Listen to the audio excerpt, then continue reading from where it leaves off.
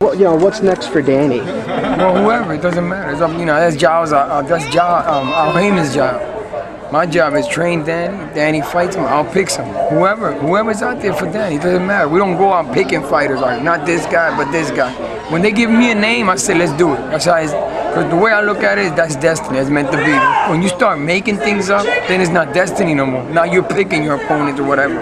When they give me names like Matisse fight, wasn't Richard that made it. It wasn't like people made it seem like that. I made that fight. They gave me 5 names out of the 5. I said, who's the killer out of the 5? They said, well, he's supposed to be the killer. Well, I said, I want the best out of the 5. If he's considered the best, bring him down. The price is right. Bring him down. So you guys aren't pushing for anybody. They just give you a couple names. No, they give me names. Al calls me. He gives me a name. I said, let's do it. That's how. Listen, Showtime, Golden Boy, you guys, anybody that's behind the scenes, behind the doors, that people don't hear, they'll tell you the easiest people to make fights with is Danny and me. We the easiest people, and we don't argue about money, and we don't argue about opponents.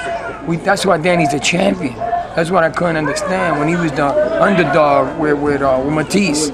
When Matisse never did nothing for boxing. I mean, okay, he put gloves on. You got to give him that credit.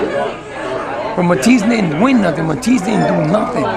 He's the champ of the world. He fought all the killers supposed to have been killers, because Danny didn't fight guys that we made up. His people that the media made up. So you got these killers coming on, and then you're going to back it up saying they're too old, this, that. You made them who they are. You made them who they were. Now they say Matisse, I got swollen, that's why. No, the best part of boxing is to get your ass whooped. It's not about loving and kissing you, it's about kicking your ass. So Danny kicked his ass. What about the prospect of a Mayweather fight? Well, the thing about Floyd is, if Floyd wants to do his own thing. He make his own decision. So if it happens, it happens. Don't happen, it don't matter, because we still gonna eat. We don't have to have Floyd in our life to be okay. We're already okay, but we want to be better in the future. So if Floyd's not gonna make it better, we fight Floyd. We still gonna do what we're gonna do is win, whoever. How would that fight play out if they did get into the ring? Well, if it did play out, it would be a holy fight. I'll call it the holy war, because Floyd's a gifted fighter and Danny's a gifted fighter. And when you get 2 gifted fighters in the ring, then it's going to be a holy war. And whoever's blessed the most that night is going to win. Whoever's blessed the most by the big man, he'll win that fight. What's next for Danny Garcia? I'm just going to continue to stay in the gym, stay ready, stay positive, stay mentally, physically ready, and hopefully get ready for the first quarter of the year.